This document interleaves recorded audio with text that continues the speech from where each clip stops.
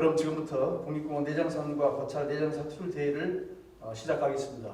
국민 의례가 있겠습니다. 자리에서 일어나서 경례에 있는 국기를 사용해 주시기 바랍니다. 국기에 대하여 경례.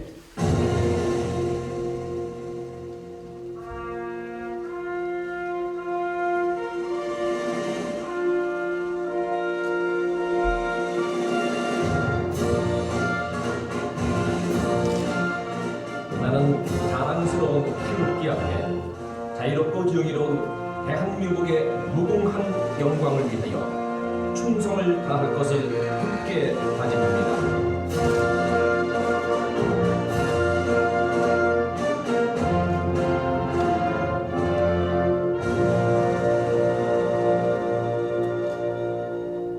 바로 이와 의례는 생략하도록 하겠습니다. 모두 자리에 앉아주시면 고맙겠습니다.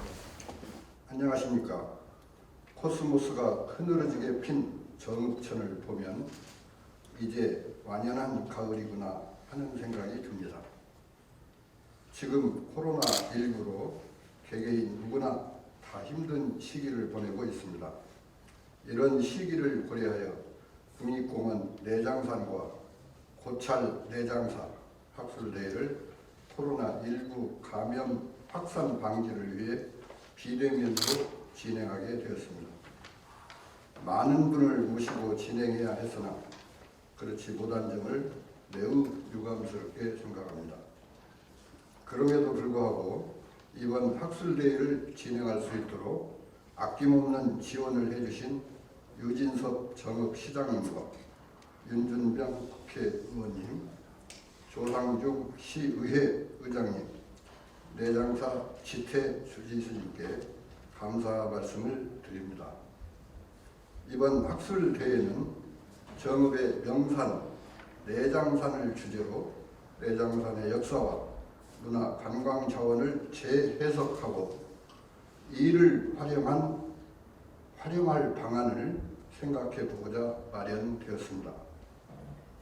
내장산은 500년 역사를 담은 조선왕조 실록을 지켜냈던 영구람을 비롯한 많은 문화재가 산재해 있습니다. 이러한 문화재를 개별로 연구한 자료들은 많이 있지만 정작 이러한 연구 자료를 한데 모아 어떻게 활용할지에 대한 방안 마련은 적극적으로 이루어지지 못한 것 또한 사실입니다. 오늘 국립공원 내장산과 고찰 내장사 학술대회를 통해 내장산이 품고 있는 다양한 역사, 문화, 관광 자원을 재확인하고 적극적으로 활용할 방안을 모색해 정읍의 지역 발전에 기여하는 기회장이 되었으면 하는 바람입니다.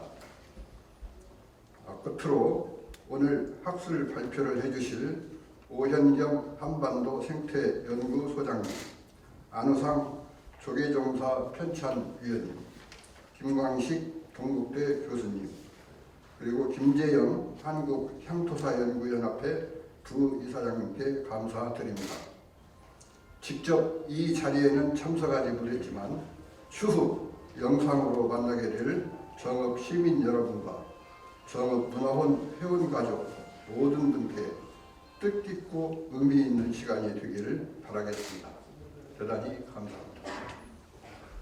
방역으로 요즘 누구보다도 바쁘게 움직이고 계시며 향기공화국 정읍을 꿈꾸고 실현하는 유진섭 시장님의 축사가 있겠습니다.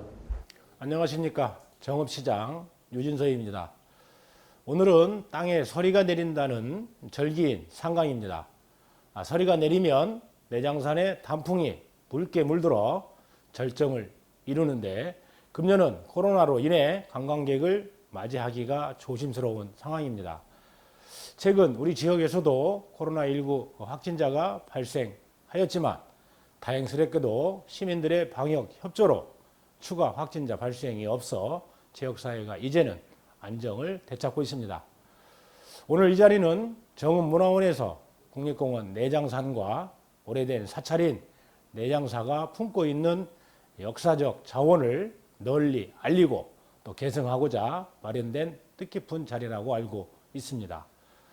무엇보다도 의미 있는 것은 우리 지역에서 국립공원 내장산과 고찰 내장사를 빼놓고 이야기할 수 없을 정도로 소중한 자원이지만 지금까지 시도하지 못했던 학술적 연구에 첫 발을 떼게 되었다는 것입니다. 향토사 연구에 힘써 주시고 이 자리를 마련해 주신 정읍문화원의 김영수 원장과 또 관계자분 그리고 네 분의 학술 발표자 분들께 진심으로 감사드립니다. 이제라도 국립공원 내장산 자락에 숨겨진 오래된 역사 문화를 발굴하고 재조명하여 우리 시가 다각도로 활용할 수 있는 방안을 모색하는 계기가 되기를 진심으로 바라봅니다. 우리 시는 오늘과 같은 향토사 연구 사업을 지속적으로 지원하고 나아가서 더불어 행복한 더 좋은 정읍이 만들어질 수 있도록 노력하고 있으니 여러분들의 적극적인 관심과 성원을 당부드립니다. 아무쪼록 국립공원 내장산과 고찰 내장사 학술대회를 준비해 주신 정읍문화원 가족들과 학술대회에 참여하시고 지켜보시는 모든 분들의 가정에 건강과 행운이 가득하시길 기원드립니다. 감사합니다. 환경노동위원회 윤준병 정읍고창 국회의원님의 축사가 있겠습니다. 존경하는 정읍 시민 여러분, 국회의원 윤준병입니다. 근본에 개최된 국립공원 내장산과 고찰 내장사 학술대회를 진심으로 축하드립니다. 근본 학술대회를 개최해 주신 김영수 정읍문화원장님과 관계자 여러분의 노고에 대해서 감사를 드립니다. 잘 아시는 것처럼 우리 내장산과 내장사는 학술적으로나 생태적으로나 말씀 듣겠습니다. 다음은 정읍시의회 조상중 의장님의 축사를 듣도록 하겠습니다. 오늘 직접 또 이렇게 와주셨습니다. 존경하는 정읍 시민 여러분, 안녕하십니까. 정읍시의회 의장 조상중입니다. 아름다운 국립공원 내장산과 고찰 내장산업 첫 번째 학술대회를 개최함을 무한한 영광으로 생각합니다. 오늘 이 학술대회를 성공적으로 이끌기 위해서 애쓰신 우리 김용수 정읍문화원장께 너무 감사의 말씀을 드립니다. 또 이 학술대회를 개최하기 위한 많은 지원을 아껴주신 우리 유진석 시장님께도 감사의 말씀을 드립니다. 아마 누구보다도 우리 시장님께서도 내장산과 내장사의 고찰을 사랑하고 아끼지 않는 마음은 정읍시 의회나 유진석 시장님이나 같은 마음일 거라 생각이 듭니다. 또한 오늘 학술대 발표를 해주실 한반도 생태연구소 소장 김영경 소장님, 고창 국고등학교 안우상 선생님, 동국대 김광식 교수님, 또 한국향토사문화연구원 정육연합회 김재영 부사장님을 비롯한 학술대회를 준비해 주신 관계자 여러분께 감사의 인사를 드립니다. 우리 김재영 박사님께서는 우리 내고장에서 배출한 훌륭한 또 역사문화 연구소 박사이십니다. 이런 훌륭한 박사님 내고장이 계시기 때문에 아마 내장산을 누구보다 잘하시고 또 내장사에 관련된 역사를 정말 확실하게 조명이 될 거라 생각이 듭니다. 이런 때 정말 우리 정읍에 남은 우리 역사문화 연구소 소장이신 김재용 박사님이 탁월한 또 리더십과 탁월한 가지고 계신 역량을 발휘했어서 저희 후배들한테 많은 또 도움도 주고 정읍에 큰 자랑거리를 만들어줬으면 합니다. 특히 내장사는 자연휴양림도 조성 사업에도 많은 또 사업을 벌이고 있습니다. 183억이라는 많은 금액을 투자하여 2030년까지 목표로 하는 사업인데요.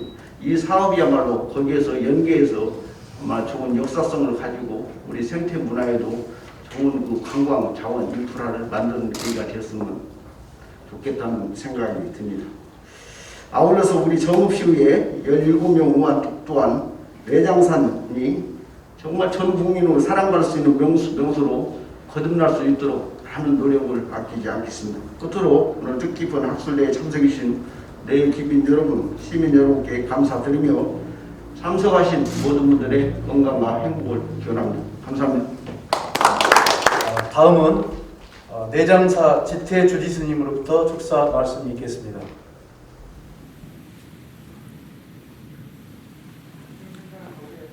해동제일의 가늠기도도량 내장사 주지 수임을 맡은 지태입니다. 존경하고 사랑하는 시민 여러분, 그리고 11만 정읍시민을 위해 애쓰시는 유진섭 시장님께도 감사의 말씀을 전합니다. 여러분, 이렇게 화면으로 만나 뵙게 되어 반갑습니다. 근본 비대면 학술대회 개최를 준비해 주신 정읍문화원 김영수 문화원장님 진심으로 축하드리며 자리를 빛내주시고 학술 발표를 해주시는 오현경 한반도 생태연구소장님과 김광식 동국대 교수님과 모든 발표자 여러분께 진심으로 감사의 말씀을 드립니다. 여러분도 잘 알다시피 내장사는 백제시대에 창건되어 내장사를 감싸하는 듯 신선봉, 설해봉, 연지봉, 장군봉 등에 둘러싸여 있으며 호남의 금강산으로 불립니다. 초여름의 실록과 가을의 단풍은 설악산, 지리산보다 더 강렬하고 아름다운 빛깔을 가졌다고 합니다. 내장산의 단풍나무는 국제기구에 유전자가 등록되어 있고 고승 희묵대사와 백학명 스님, 박한영 스님 등 큰 스님들이 정진을 하셨던 곳입니다. 물제 안희, 한계 손옥록 등 정읍 선비가 함께 지켜낸 조선왕조 실록터가 있으며 호남 유림의 항일 정신이 서린 서부당과 천연기념물 굴거리나무 군락으로도 유명합니다. 모쪼록 이번 학술대회를 계기로 내장산의 아름다움과 역사적 가치가 더 알려지고 빛나는 계기가 되기를 기대합니다. 감사합니다. 네, 이것으로 간단한 기념식을 모두 마치도록 하겠습니다. 그럼 바로 이어서 첫 번째로 국립공원 내장산의 생태 환경 주제를 오현경 소장님께서 발표해 주시겠습니다. 정읍에도 많은 강의를 지금까지 해왔는데 정읍시청에서 강의는 처음입니다. 그래서 저도 참 영광이라 생각이 들고요. 내장산 국립공원은 제가 얼추 한 20년 동안 해마다 모니터링을 좀 하고 있습니다. 제 전공은 식물 생태학입니다. 조경도 하고 산림도 같이 전공을 하고 있습니다. 30분 발제인데 제가 준비한 건 한 1시간짜리예요. 그래서 간략히 좀 말씀드릴 것을 말씀드리고 아닌 것을 바로 패스하도록 하겠습니다. 제목은 보통 내장산 국립공원 이렇게 얘기하는데 주신 제목이 국립공원 내장산의 생태 환경이라는 그런 제목인데요. 조금 전에 말씀드렸지만 저는 식물을 전공을 하다 보니까 동물까지 일부러 말씀을 드리지만 자세히 말씀을 못 드릴 것 같고요. 식물 위주로 말씀을 드리도록 하겠습니다. 너무 환해요. 좀 잘 보이지 않습니다. 예.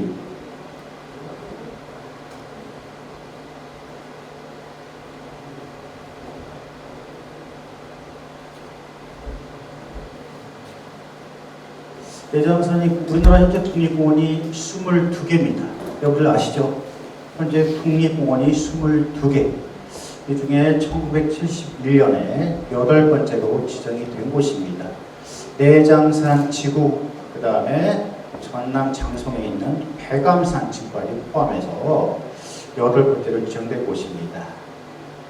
여기 보시면 이따가 많은 역사 문화 쪽에 우리 제 뒤에 그러니까 발표를 하시겠지만 간략히 말씀을 드리면 원래 여기는 영운사, 지금 내장사가 과거에 영운사가 아니었을까 이런 생각이 드는데요. 영운사 이름을 따서 영운산이라고 불렀답니다. 영은 말 그대로 신령이 숨어 있는 곳, 신령이 산세 안에, 숲 안에 있다는 거죠. 그러한 이름을 따왔고 지금의 내장도 아래쪽에 있는 백양사가 있잖아요. 백양, 하얀 양의 내장처럼 그러한 산세의 형상을 보이고 있다 해서 내장이라는 이름을 붙게 되었습니다. 숲 안에, 저는 자연을 하고 있으니까 숲 안에 아주 많은 보물, 자연적으로 보물이 숨어 있다 이런 얘기입니다. 면적은 80평방킬로미터 정도 되는 것 같고요. 크게 내장 산의 주봉이 신선봉이죠, 여러분들. 비슷비슷합니다. 까치봉도 몇 가지 봉우리가 해발구가 비슷하지만 어찌됐든 가장 큰 건 신선봉과 백암산까지 저는 포함해서 말씀을 드립니다. 같은 내장산 국립공원이기 때문에 백암산은 주봉이 상왕봉입니다. 그 다음에 이밤산, 정읍시 이밤면의 앞에 보이는 산이 이밤산, 이밤산성이 있는데요. 실제 거기는 전남 장성 북하에 들어갑니다. 물론 앞쪽은 정읍시 이밤면이지만 산이 있는 곳은 전남 경계구역에 포함이 된다는 거, 이러한 봉우리로 구성하고 있다는 거. 조선 보니까 팔경이 하나다. 그 다음에 동구 여지 승남에 호남의 5대 명산 이렇게 되어 있습니다. 혹시 아시겠지만 아무래도 과거에 방장산이라고 불렸던 고창의 방장산 말고요. 지리산, 그 다음에 영암에 있는 월출산, 그 다음에 변산의 과거 이름이 능가산입니다. 지금도 내소사를 가보시면 현판이 능가산 내소사거든요. 이 능가산이 바로 내소사 뒤에 있는 소사에 있는 관음봉을 과거에 능가산 이렇게 얘기를 했답니다. 그래서 능가산, 그 다음에 장흥에 있는 천관산 포함해서 내장산까지 호남의 5대 명산이다 이렇게 얘기를 합니다. 사찰은 보겠습니다. 여기 정읍에 있는 내장사를 위주로 지금 발표를 하고 있어서 내장사를 먼저 썼으면 좋았을 텐데, 내장사, 핵양사를 다들 아시죠? 내장사에 들어가서 우측에 가보시면 원적암이 있습니다. 원적암에 가다 보면 비자나무리 그게 있죠. 실제 천연기념물로 지정된 것은 백양사 안쪽에 있는 비자나무림이 153호로 지정이 되어 있는데 왜 내장사는 지정이 안 되어 있을까? 이따가 말씀을 드리겠습니다. 그 다음에 케이블카를 타고 연자봉 중턱 전망대가 있습니다. 거기에 보면 굴거리 나무라고 있어요. 이 지역, 우리 정읍의 내장동에 있는 분들은 이 나무를 만병초라고 합니다. 만병통치약이라고 부르죠. 하지만 종이 달라요. 그것도 아주 많이 다릅니다. 잎은 비슷하지만 종 자체가 다르기 때문에 정확히 아셔야 됩니다. 있는 것은 굴거리 나무라고 해서 과거에 굿할 때 이 나무와 잎을 잘라서 굿할 때 쓰였습니다. 굿거리가 굴거리로 바뀌었는데 이 굴락이 있는 곳이 우리나라로 봤을 때 가장 북한계선에 위치하고 있다. 그러한 가치를 인정받아서 천연기념물 몇 호? 91호로 지정되어 있는 겁니다. 많은 다양한 자연유산이 있겠지만 어쨌든 천연기념물의 가치도 두 가지의 군락이 있다는 거 이따가 자세히 말씀을 드리겠습니다. 여기 보십시오. 아래쪽에 백양사고 위쪽에 내장산인데 여기에 비자나무림도 있죠. 원자감 못 가서 비자나무림이 거대하게 있습니다. 아쉽게도 아래쪽은 천연기념물 153호로 지정이 되어 있어요. 백양산은 그 사유가 뭐냐면 북한계선이다. 우리나라의 비자나무림이 살 수 있는 기후대의 가장 위쪽에 있다서 천연기념물로 지정했는데 웬걸 위쪽에 더 위쪽에 있지 않습니까? 비자나무림의 특징을 알아야 되는데 이 나무는 원래 중국산이에요. 오래전에 스님들이 가져와서 심었습니다. 예전에 읍성이죠. 읍성의 촌락의 형성이 됩니다. 구충제 역할을 해요, 열매가. 구충제. 지금도 많은 읍성이 남아있는데 다른 나무는 다 베어진 거죠. 아직도 비자나무림은 남아있습니다. 왜? 쓰임새가 있으니까. 그 거대한 나무들이 있는데 똑같이 굴락을 있는데 얘는 가치가 있고 얘는 가치가 없다? 북방 한계성인데 실은 얘네들이 더 북쪽에 있는 거잖아요. 뭐 때문에 이렇게 구분했냐? 얘는 자연성을 높이 평가한 거고 얘는 조금 인위적이다. 이렇게 문화재위원들이 선정위원들이 그렇게 판단해 볼 거예요. 상당히 오류가 있고 모순이 있었다. 실제 북한계선은 제가 보기에는 내장사 원정함에 있는 것이 북한계선이 맞다. 규모나 크기나 얘네들의 거수도 큰 차이가 없다는 거 여러분들이 처음 분들은 좀 아셔야 될 것 같다. 그 다음에 국립공원에서는 기대종을 선정을 합니다. 보통 동물 하나, 식물 하나를 하는데 보시면 위가 잘 이렇습니다. 이렇게 국립공원의 생태적이나 지리, 문화적 특징을 반영할 수 있는 그런 동을 뭡니까? 보호할 필요성이 있다. 그래서 지정을 하고 어떻게 보면 랜드마크 역할을 하는 거죠. 동물은 비단벌레입니다. 여러분들 아시죠? 얘네들의 분포역은 주로 남부지방이에요. 남부지역. 어디에 있냐? 큰 거목, 허수의 고사목입니다. 살아있는 나무보다는 죽어있는 고사목에 산란을 하고 성충은 한여름에 얘들이 발생을 하게 됩니다. 여기 보시면 경주의 황남대총, 등반총에서 뭡니까? 이 화려한 딱지 날개로 만든 말 안장, 가리개, 안장의 가리개, 장식품이죠. 그 다음에 발을 끼우는 발걸이로 이 딱지를 활용을 했다. 오래전부터 신라 때 보니까 고대 아니겠습니까? 그렇게 가치가 있고 그렇게 서식지나 개체가 많지가 않습니다. 상당히 귀한 이 비단벌레가 내장산과 더불어서 변산에도 확인이 되고 있습니다. 내소사의 전나무숲에서도 확인이 되고 있습니다. 이쁘죠? 그 다음에 식물은 진노랑 상상합니다. 처음 들을 수도 있어요. 비단벌레는 많이 홍보가 되기 때문에 여러분들이 아실 것 같은데 이 진노랑은 처음 들어볼 거예요. 상사화하면 어떤 종류 여러분들이 아실까요? 바로 서른사에 있는 꽃무릇, 석산, 요게 상사화로 알고 있거든요. 맞아요. 하지만 꽃무릇, 서른사의 모든 뭡니까? 꽃밭을 아주 점령하고 있는 석산 같은 이름이에요. 꽃무릇은 실은 일본산입니다. 이걸 또 그대로 답습한 것이 영광에 있는 불갑사에서 똑같이 웬걸 이걸 신문이 많은 관광객이 몰려들어. 우리 시군에 많은 뭡니까 경제에 큰 영향을 주겠다. 해서 똑같이 이런 걸 지금 뭡니까 외래종을 심고 있는데 우리 내장사에는 바로 오로지 우리나라에서 내장산하고 불갑사의 일부 내장산 밑에 있는 백암산에만 있는 종이 바로 진노랑 상사화입니다. 매우 귀한 거예요. 우리나라 한반도 포함해서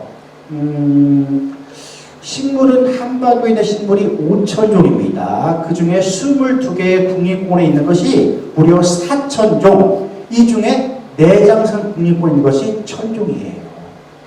내장산은 어떠한 가치가 있냐면 식물학적으로는 아래쪽에 있는 식물이 위로 올라오고 위에 있는 식물이 아래로 내려오는 교두보 역할을 하는 곳입니다. 그러다 보니까 기후적으로 너무 범위가 그 변화가 크겠죠. 그래서 식물이 다양하다. 작은 면적이지만 우리나라 다른 국립공원에서 면적이 작지만 얘의 분포역 자체가 식물 환경에서는 매우 유리한 다양성이 높은 그런 지역입니다.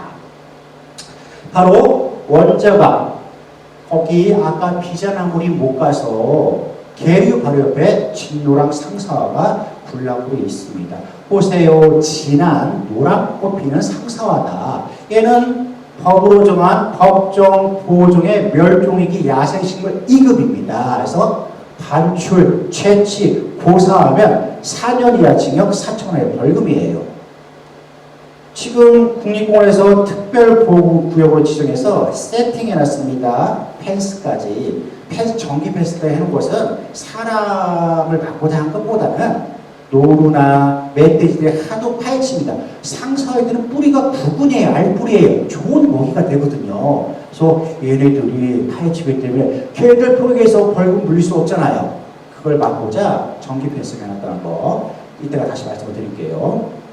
꽃은 8월달 한여름에 더운 날에 꽃을 피웁니다. 그러다 보니까 이 식물이 왜 멸종위기겠습니까? 되게 민감해요. 생태적이나 생리적으로 민감하기 때문에 이런 자연환경에 많은 영향을 받고 있습니다. 그러다 보니 너무 좁은 국지에 특히 내장산에서만 전체적 백암 포함해서 여기에만 분포를 하고 있다는 거. 그 밖에도 특정 식물이라고 해서 국립공원에서 이러한 쪽은 뭔가 모니터가 필요하다.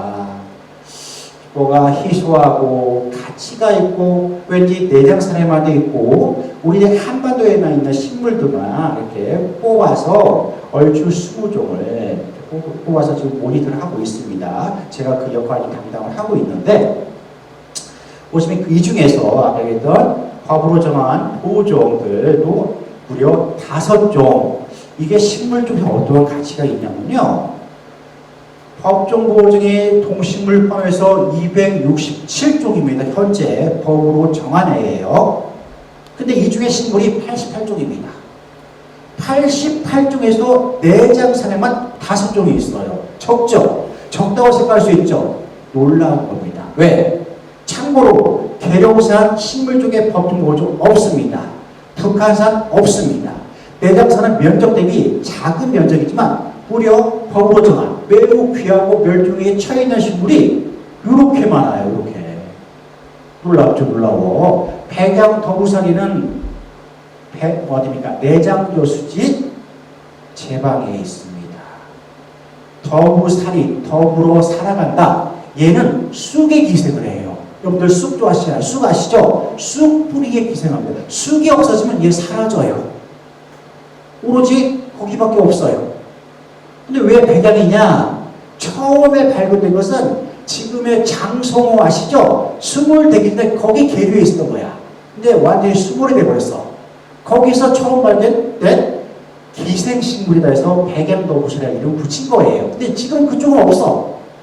오로지 내장사, 내장조수지 제방에만 발견되고 있는데 관리를 해야 되는데 4월 달에 뽑히는데요. 가보면 이미 사진작가분들 와 있어서 얘 찍는다고 주변에 있는 쑥을 다 밟아놨어. 뽑아놨어.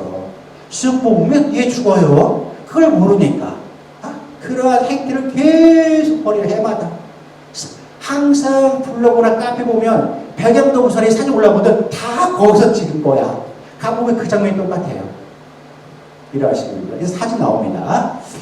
그 다음에 앞에 있던 진노랑, 그 다음에 혹시 내장산하고 변산반도 국립공원에 있는 노랑북꽃입니다. 노랑북꽃. 사진이 있습니다. 백운남, 야생남이죠. 백운 어딜까요? 광양의 백운산에서 처음 발견된 야생란입니다. 야생란에 상당히 뭡니까 목숨을 거는 분들 많아요. 이게 돈이 되니까. 그러다 보니까 우리나라 야생란이 몽땅 멸종 위기나 희귀 식물에 포함되어 있습니다. 이게 꽃이 동물이나 식물이 예쁘면 사람이 그냥 가만히 두지 않습니다. 이따가 시간을 좀 조정을 해주세요. 하다 보면 30분 넘길 수 있습니다.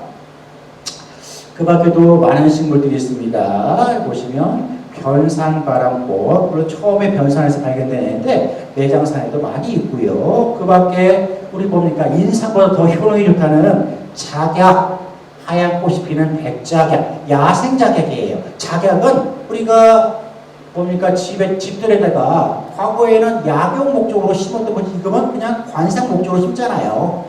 이름 보면 빨갛게 올라온 애들, 얘는 중국산이고 우리 거 백작약, 하얀 꽃 피는 백작이 내장산 국립공원에 많이 있습니다. 똑같이 인삼이 가지고 있는 성분이 가지고 있는데 야생이다 보니까 산삼 못지않은 가치가 있는 식물이에요. 그 다음에 이렇게 다양하게 있습니다. 천마 아시죠? 무주에서 특화해서 많이 행사까지 가을에 하고 있는 천마. 그 다음에 양난초라는 식물도 있고, 아까 했던 비자나무, 그 다음에 아까 굿거리 했던 거 굴거리 나무도 있고요.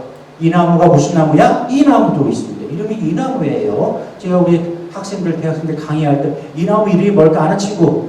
이 나무입니다. 그 나무 이름이 이 나무. 이 나무가 내장산이 북한계선이에요. 내륙 쪽은 내장산이고 해안 쪽은 변산이 북한계선입니다. 왜 이 나무냐? 입자루와 잎 사이에 밀선이라고 해서 작은 혹이 있는데 마치 귀를 써서 귀 모양이다. 어금니를 써서 어금니 모양이다. 어떤 혹자는 머리 닮아서 머리이다. 그래서 이 나무라고 합니다. 많은 스토리텔링이 다 있는 거예요. 보세요. 이게 백양 더부산입니다. 어떤 식물에 기생을 한다고 했어요? 한 분이라도 대답해 주세요. 쑥입니다. 쑥. 우리가 흔히 먹는 쑥이에요. 쑥 종류만 20여 종인데 얼추 30종 되는군요. 우리가 흔히 우리가 쑥떡이든 개떡이든 많이 먹고 있는 쑥. 그러면 아무 쑥이나 기생하냐? 아니죠. 그러면 이런 길가도 있겠네요? 아닙니다. 어떠한 조건이 맞아야 된다. 쑥과의 관계도 있겠지만 그 환경, 토양과 주변 환경이 맞아야 얘들이 나오는 거예요. 보세요. 이렇게 생겼습니다. 식물체는 그렇게 멋대가리가 많지는 않아요. 방송인데 이런 말이 될지 모르겠지만 보세요. 이렇게 생겼습니다. 4월달에 가보면 이런 모습인데 이렇게 주변을 멋진 사진 찍어서 내 걸 만들어야겠지 해서 주변을 다 아주 그냥 다 뽑아놓고 밟아놔요. 이런 행태를 벌입니다. 전에 비해서 많이 좋아졌습니다. 여기도 야생화에 관심 분들 있겠지만 흔히 저는 꽃쟁이라고 표현하는데 꽃쟁이 분들이 오로지 욕심, 자기 욕심에 식물 좋은 식물 있잖아요. 자기가 찍고 나서 없애버려. 더 나쁜 사람은 꽃잎이 5장이잖아요. 2장을 떼버려. 그럼 다른 사람이 사진 찍을 때 가치가 떨어지겠죠. 이런 못된 짓을 했는데 요즘은 많이 좋아졌습니다. 많이 좋아졌어요. 그때는 더요. 백양 더부사이.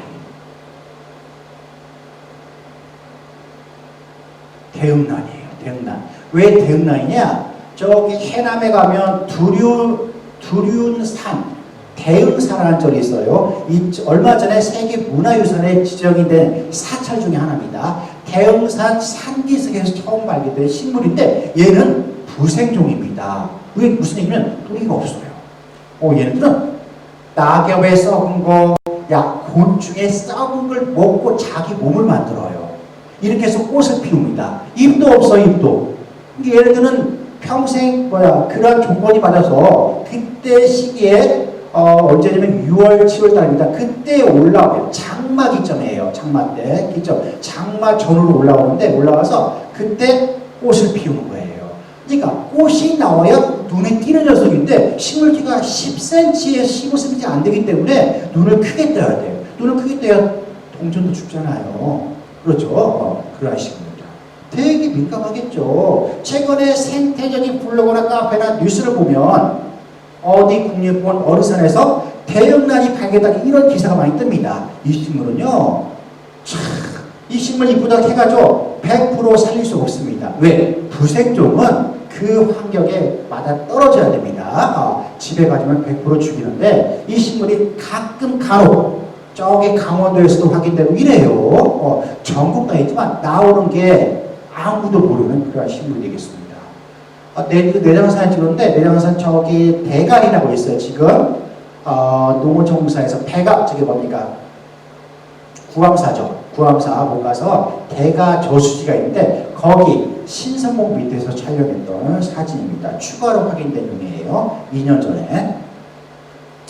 백운란입니다. 백운란이게 이게 꽃이 이렇게 생겼어요. 이렇게 하얀 꽃이 넓적하죠. 꽃잎 2개가 약간 가운데 갈라져 있습니다. 여러분들 식물 이름이 생소할 수 있는데 식물체가 작아요. 겨우 한 10cm밖에 안 되는데 얘도 신선봉 그쪽에 2개치만 확인됐습니다. 올해는 못 봐서 있을지 없을지 모르겠어요. 얘는 다행히도 뿌리가 나는 지생종이에요. 그러면 뿌리가 있는 것은 좀 버텨갑니다. 진노랑 상사 말씀을 드렸죠. 이렇게 군락이에요. 이렇게 모니터링 쳐는 것도 보이시고 보세요. 열매입니다. 한때 이 식물이 몇 년 전에는요. 8월달에 전혀 꽃을 안 피웠어. 대체 왜 그럴까? 원인 규명이 필요하겠죠. 가장 큰 이유가 갈색 여치라는 곤충이 있어요.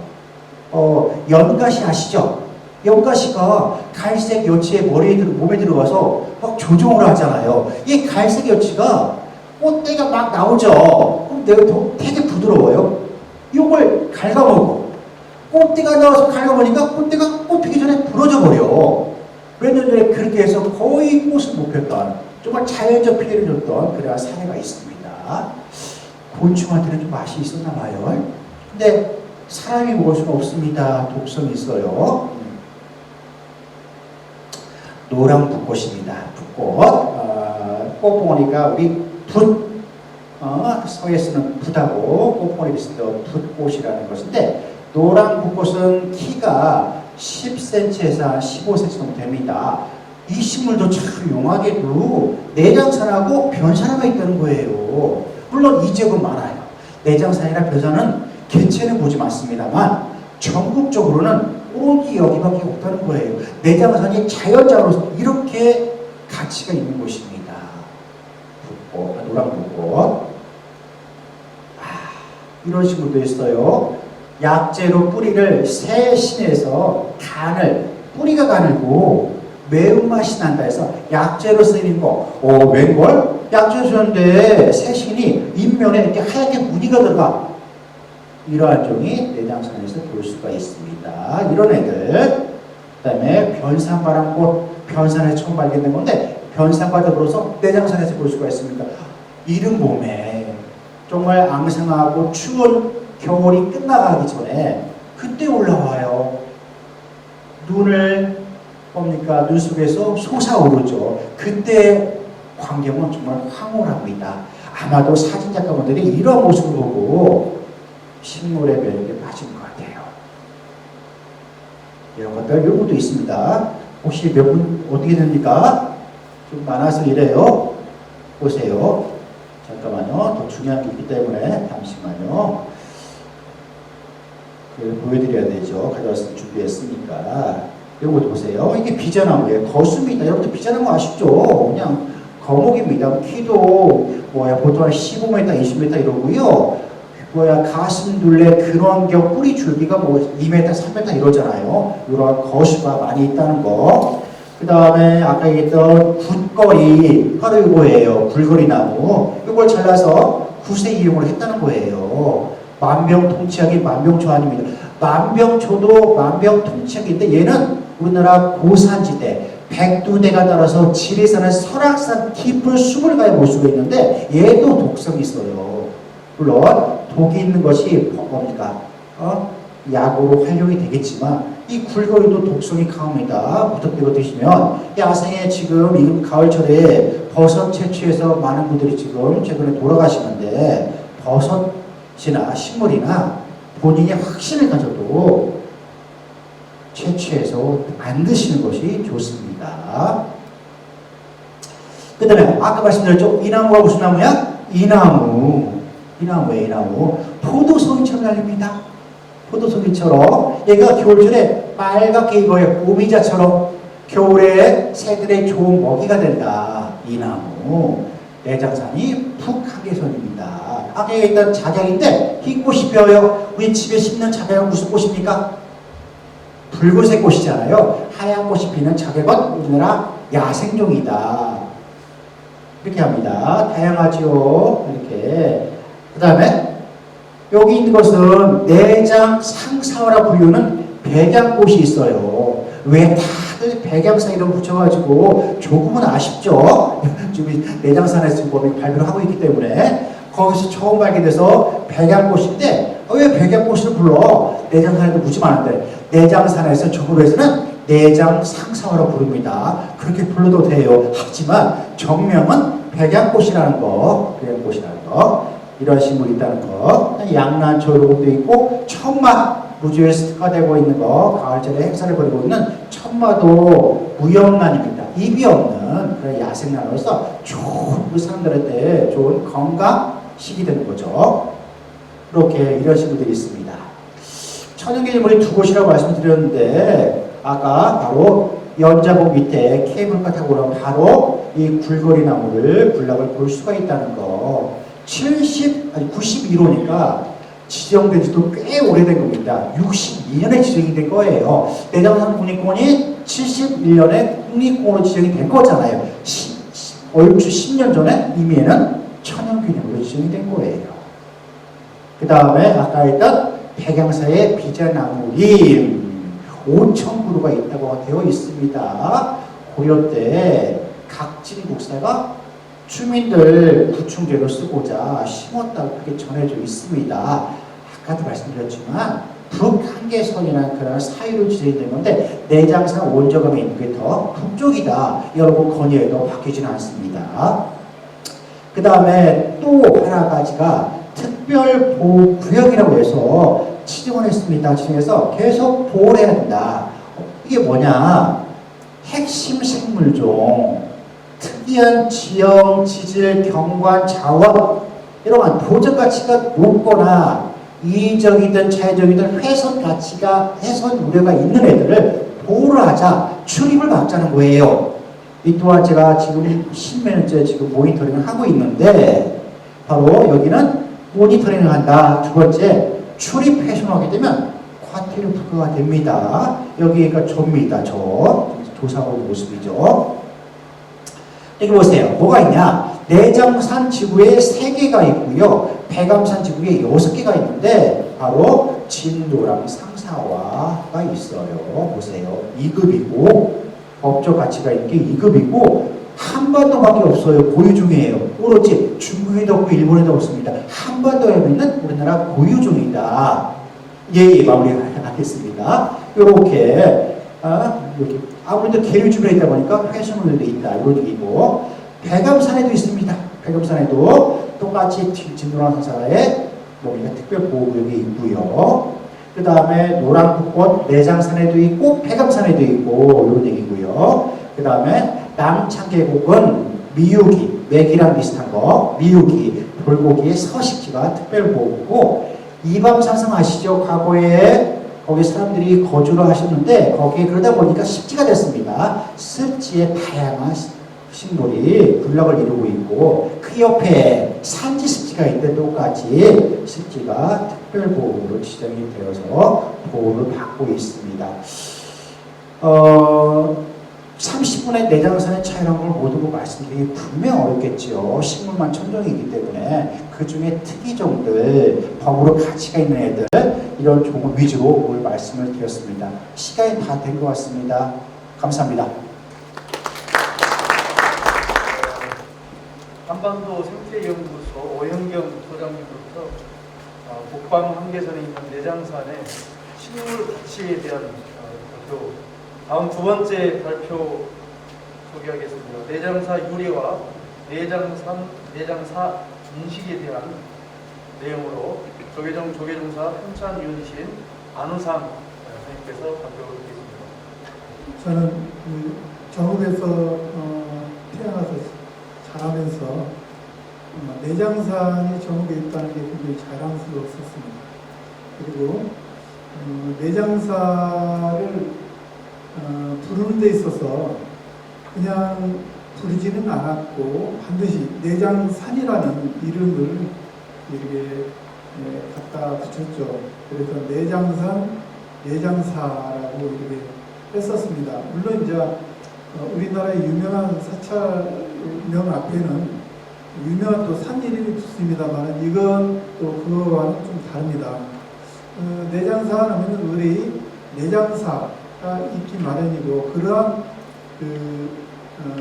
인식들이 우리 정읍에 있는 사람들 안에 아마 들어와 있었던 것 같습니다. 그래서 이런 내장사라는 인식이 언제부터 시작되었는지 그걸 한번 살펴보는 그런 글입니다. 내장사의 원래 이름은 영은사라고 했습니다. 영은사. 그러니까 내장사를 영은사라고 하지 않고 옛날에는 내장산 안에 영은사라는 사찰이 있었고 내장사라는 사찰이 있었습니다. 그런데 이 사찰은 이제 변천, 성세와 관련해서 그 이름이 자꾸 바뀌게 됩니다. 그래서 어떤 때는 오늘날 내장사 자리에다가 사찰을 지어놓고 영은사라고 하기도 하고 또는 내장사의 위치가 또 바뀌기도 하고 하면서 굉장히 혼란이 왔었습니다. 지금은 돌아가셨지만은 정읍문화원장 최현식 선생님께서도 이렇게 말씀하십니다. 현재 전해지고 있는 내장사의 영역에는 석연치 않는 점이 있으니 그것은 영은사와 내장사를 하나의 사찰로 혼동하고 있기 때문이다. 이렇게 말씀을 하셨어요. 그래서 저는 이러한 그 내장사 유래나 또 성세, 변천 이런 것을 통해서 과연 내장산, 내장사에 대한 지역민들의 인식이 언제부터 되어 왔는가 그걸 살펴보도록 하겠습니다. 그러면 기록상으로 이 내장산 또는 내장사라는 명칭이 언제부터 그 기록을 통해서 볼 수 있는가? 그것은 아마 15세기 성임이라는 유학자가 쓴 정해루기에서 볼 수 있을 것 같습니다. 이 정해루기가 가장 기록상으로는 내장산이라는 지명이 맨 먼저 나옵니다. 그리고 이제 두 번째는 신증동국 여지승남이라고 하는 기록물이 있습니다. 여기에 또 내장산이라는 지명이 나옵니다. 그런데 그 내장사라고 하는 사명은 사실은 나오지 않다가 중종 때 승도 탕난 사건이라는 큰 사건이 있었습니다. 그 조선왕조실록에 나와 있는 내용인데요. 이 승도 탕난 사건은 내장사의 승려들이 도적질을 한다. 도적질을 하고 또 관리들을 무시하고 관리들을 희롱하고 그래서 많은 유생들이 상소를 합니다. 저 도적의 소굴인 영은사와 내장사를 없애버려야 됩니다. 그래서 중종이 이것을 승인을 합니다. 그런데 너무나 큰 사찰이에요. 그때 당시 약 400명의 승려들이 거주를 했다고 하니까 너무나 규모가 큰 사찰이라 어떻게 뜯어낼 방도가 없어요. 그래서 결국은 소각을 시킵니다. 어마어마한 사찰을 소각을 시키는데요. 사실은 제가 이제 조사해 본 결과 내장사나 영은사에 도적승들이 있게 된 원인은 배경은 억굴 정책입니다. 불교를 억압하는 정책의 결과물이에요. 당시 이제 도첩제라고 하는 제도가 부활이 됩니다.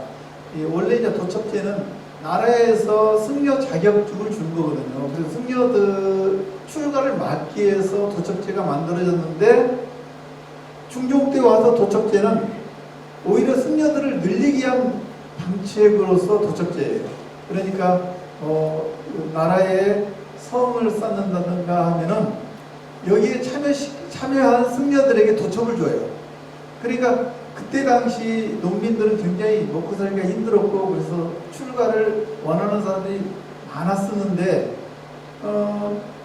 성을 쌓는 노역 일을 하게 되면 도첩을 받는다 하니까 많은 사람들이 노역에 동원이 되고 도첩을 받아요. 그러다 보니까 중종 때는 한순간에 승려들이 굉장히 늘어나게 됩니다. 늘게 되고 더더군다나 이제 억굴 정책으로 불교가 소외되는데 승려들은 늘고 사찰 내 경제는 안 좋아지고 그러는 과정에서 이제 승려들의 질이 절약해지고 그러다 보니까 먹고 살기 힘드니까 민가에 내려가서 먹을 것을 얻기 위해서 여러 가지 이제 일탈을 했겠죠. 그런 그 배경이 있습니다. 그런데 승도 탕난 사건이라는 실록 내용에는 처음으로 영은사와 내장사가 나옵니다. 그래서 적어도 내장산에는 영은사라는 큰 절과 내장사라는 큰 절이 있었을 것이다. 이렇게 추정을 합니다. 기록상 그래요.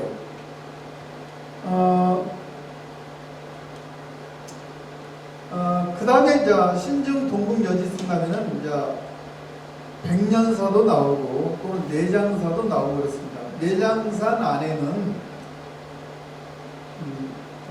안에는 백년사 혹은 내장사가 있다라는 문구도 나오고요. 그래서 그러면 이 기록들에서 나타나는 영은사는 도대체 오늘날 어디고 백년사 또는 내장사는 어디인가 이렇게 분석을 해보니까 오늘날 내장사 대웅전이 있던 자리가 영은사예요.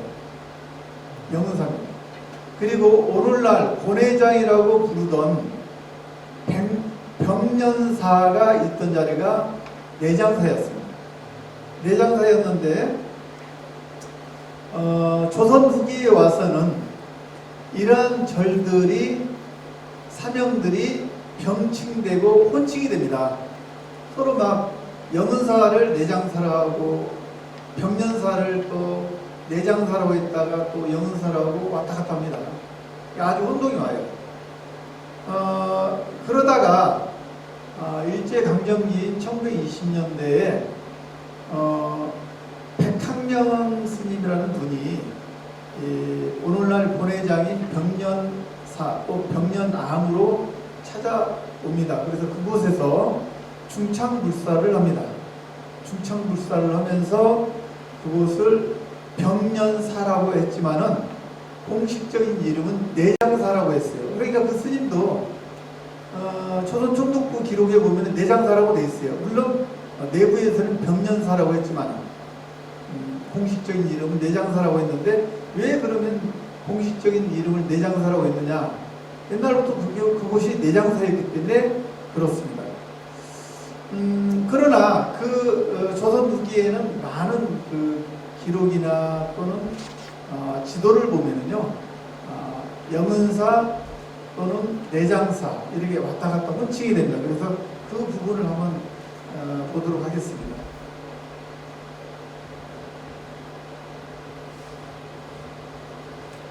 자, 여기에 보면은요, 여기에 보면은 영은사라고 돼 있어요. 잘 안 보이시죠? 여기에 보면은 내장사라고 돼 있습니다. 여기에는 내장사, 이게 이제 1896년 지도거든요. 그런데 여기에 보면은 영은사라고 해요. 1872년 지도. 이처럼 조선 후기에는 내장사 안에 영은사라는 사명과 내장사라는 사명이 서로 아울러서 칭했던지 아니면 혼란스럽게 이렇게 칭했던지 병칭, 혼칭이 된다는 말입니다. 이러한 그 사명의 병칭, 혼칭은 또 근대기에도 계속이 되다가 그러면 언제부터 이 내장사 안에 사찰을 내장사라고 했던가? 그것은 바로 아까 백학명 스님이 오늘날의 병년암 자리에다가 중찬불사를 하면서 내장사라는 이름을 처음 사용했지만은 그러나 그 이후에도 혼칭이 됩니다. 계속 혼칭이 돼요. 이게 바로 이제 학령 스님이 중창불사함 오늘날의 병년암 자리의 내장사입니다. 그러다가 이게 이제 그때 당시 1920년대 30년대 당시 영은사 자리에 있던 오늘날의 내장사 대웅전 자리에 있던 영은사라고 불리는 대웅전입니다. 그리고 이게 이제 조선 고적 도구라고 해서 식민지 시대에 식민지 관학자들이 한 10여 년간을 돌아다니면서 조선에 있는 고적들을 촬영을 해서 도판을 만들어요.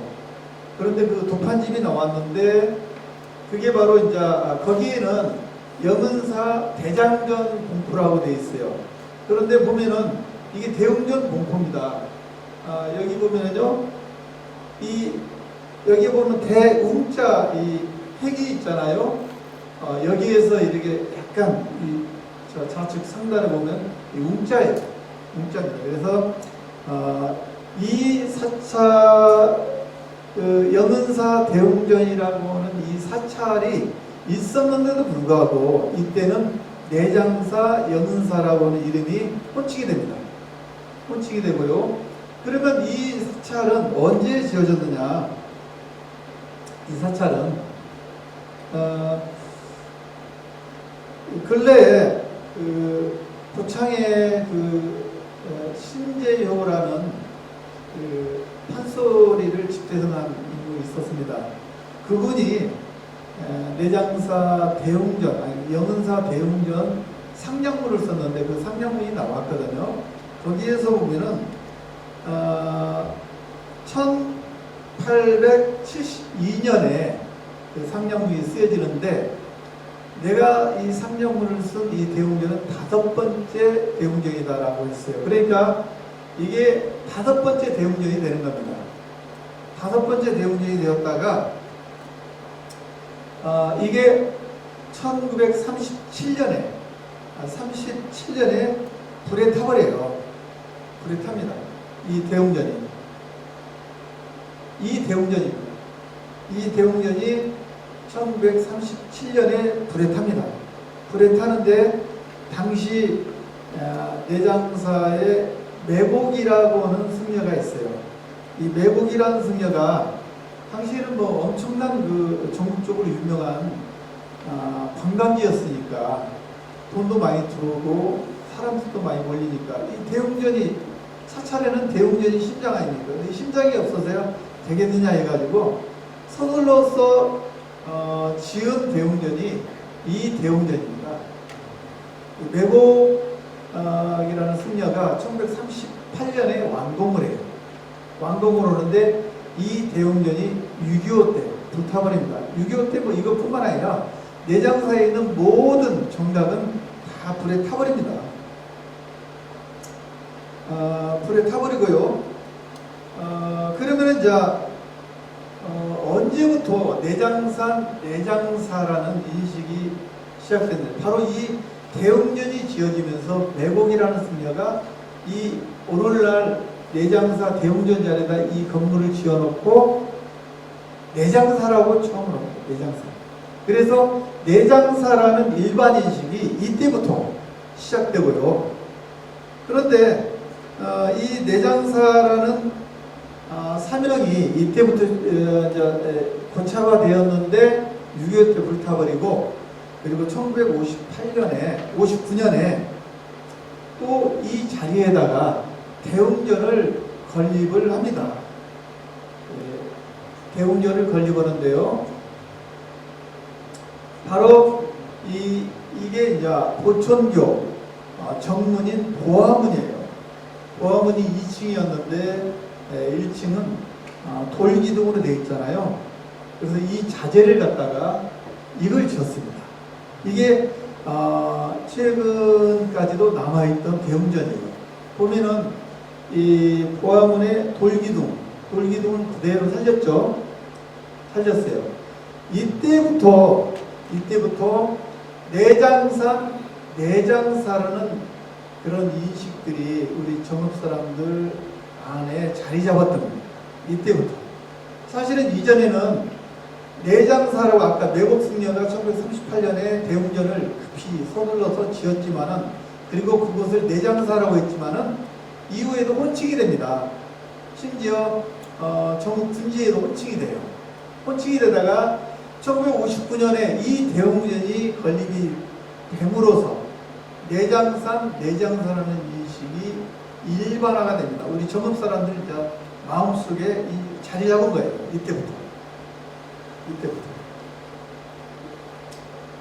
그런데 이 내장사 대웅전도 불에 타버리고 2012년경에 이 새로운 대웅전이 건립이 됩니다. 그래서 내장사 대웅전은 이게 아마 7번째 대웅전일 거예요. 8번째 대웅전인가요? 그럴 겁니다. 근데 아까 매복 선사가 급히 지었던 이 대웅전에서 이제 수학여행 왔던 학생들이 모여서 사진을 찍었는데 여기에서는 잘 안 보이지만은 정읍 내장사 대웅전이라는 그 글씨가 필기되어 있다고 합니다. 그리고 이제 재미나는 것은 1930년대 이후에 이제 내장사라는 인식이 어느 정도 이제 형성이 되고 내장사라는 사명이 일반화됐을 즈음에 전국에서 많은 사람들이 이렇게 내장사를 찾아옵니다. 찾아오고 심지어 이제 당시 이제 동아일보 기사인데요. 여기에 보면은 이런 내용이 나옵니다.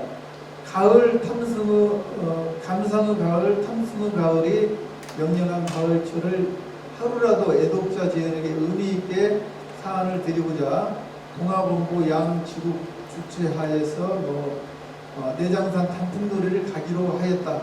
그러면서 이제 내장산만 가는 게 아니라 여기에 보면은 보충교 태을교도 간다고 그래요. 예, 당시 보충교 본소에는 전통 와가가 약 한 50여 주 있었습니다. 그리고 그 중에 11정이라고 하는 큰 대웅전이 있었는데 오늘날의 조계사 대웅전입니다. 그 대웅전도 보충교 본소에 있는 건축물을 뜯어다가 지었어요. 그러니까 거기가 당시에 내장사와 더불어서 관광지가 됐다는 겁니다. 이게. 그런데도 당시에 정문문화원장 최현식 선생님은 현재 내장사는 최근세까지도 염은사로 불리다가 아무래도 외정 이후부터 내장사로 바뀐 것 같다. 이런 말씀을 하십니다. 바로 1938년경에 지금의 내장사 대웅전 자리에 대웅전이 건립되면서 내장사라는 사명이 굳어졌고 그 다음에 1959년에 이 대웅전이 지어지면서는 내장사라는 그런 낱말이 관용구처럼 우리 지역 사람들에게 들어와 자리를 잡았지 않느냐 이런 생각을 하게 됩니다. 그러면 끝으로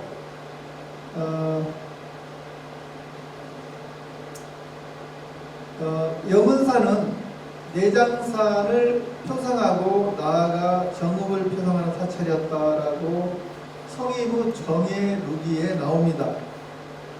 그런데 언제부터 그러니까 내장산에는 염은사와 내장사가 함께 존재하였습니다. 특히 조선 중종 때 내장산 승도 탕난 사건에서도 내장산이라는 지명과 함께 내장사, 염은사라는 사명이 함께 등장합니다. 이것으로 보면은 16세기 전반의 내장산에는 염은사와 내장사 또는 백년사가 함께 있었습니다. 여러 전원까지 종합해 보면은 지금의 내장사 자리에는 염은사가 있었고요. 그리고 지금의 병련암 자리에는 내장사가 있었습니다.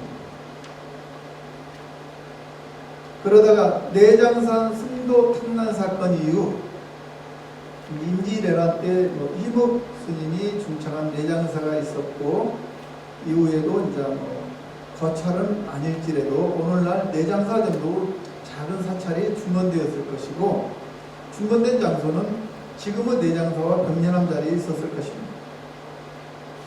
어쩌면 지금의 병련암 자리를 내장사라 하였고 염은사 대웅전은 내장사 부속사찰 쪽으로 인식이 되었을 텐데 조선 후기에도 지금은 내장사를 염은사라 칭했지만 후대로 내려오면서 점차 내장사라 칭한 사례가 굉장히 많아지게 됩니다.